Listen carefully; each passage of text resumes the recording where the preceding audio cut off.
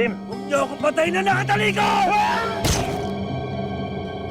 Ipaghandog-handog ang buhay.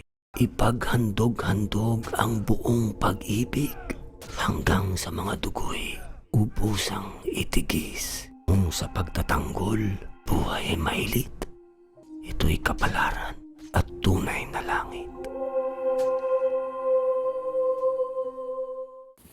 Magandang araw po. Ako si Wenceslao Pedro Blanca Jr. At sa video ito, aking ibabahagi ang aking critical na refleksyon tungkol sa pelikulang Bonifacio, ang unang Pangulo na pinagbibidahan ni Robert Padilla. Ang pelikulang ito ay isang makasaysayang paglalakbay na magbibigay ng liwanag sa tapang, sakripisyo at walang hanggang pagmamahal ni Andres Bonifacio sa bayan. Para sa akin, hindi lamang ito kwento ng revolusyon, kundi isang paalala na ang kabayanihan ay hindi natatapos sa kasaysayan. Ito ay patuloy na nabubuhay sa ating mga puso, kilos at paninindigan bilang isang Pilipino. Una, tumatak sa akin ang kabayanihan ni Andres Bonifacio. Hindi siya nagmula sa mayamang pamilya, ngunit pinili niyang isakripisyo ang lahat para sa kalayaan ng bayan.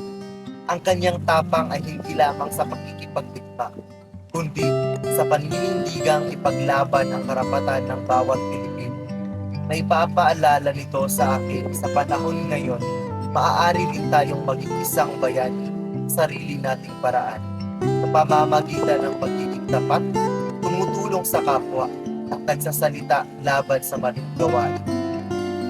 Ikalawa, pinakita ng pelikula ang malalim na nasyonalismo at pagmamahal sa bayan. Bilang isang kabataan, napagtanto ko na minsan ay nakakalimutan nating pahalagahan ang ating kasaysayan dahil sa modernong pamumuhay. Ngunit sa pelikulang ito, muling pinatibay ang aking paniniwala na ang nasyonalismo ay hindi lamang pagwagayway ng bandila o pag-awit ng pambansang awit. Ito ay pagkilos ng may malasakit, disiplina at pagmamahal sa kapwa Pilipino araw-araw.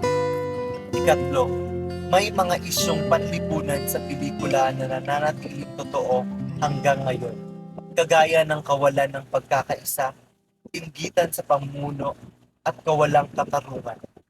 Noon, lumaban si Bonifacio para sa katarungan laban sa mga mapang-abuso. Ngayon, tayo rin ay may tungkuling ipagpatuloy ang laban, hindi sa pamamagitan ng armas, kundi ng katotohanan, kabutihan at pagkakaisa. Nais kong maging kabataang may tapang at prinsipyo, tulad ni Bonifacio na hindi natatakot manindigan para sa tama kahit mag-isa.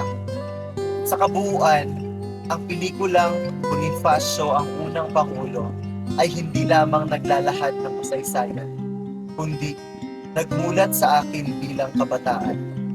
Ang tunay na kabayanihan ay hindi nasusukat sa tagumpay o kapangyarihan, kundi sa layunin ng puso. Bilang isang mag-aaral, naniniwala ako na ang modernong revolusyon ay nagsisimula sa sarili, sa paggawa ng tama, sa paggalang sa kapwa, at sa pagmamahal sa ating bayan. Tulad ni Andres Bonifacio, naway patuloy nating sindihan ng apoy ng tapang, pag-asa at pagmamahal sa Pilipinas.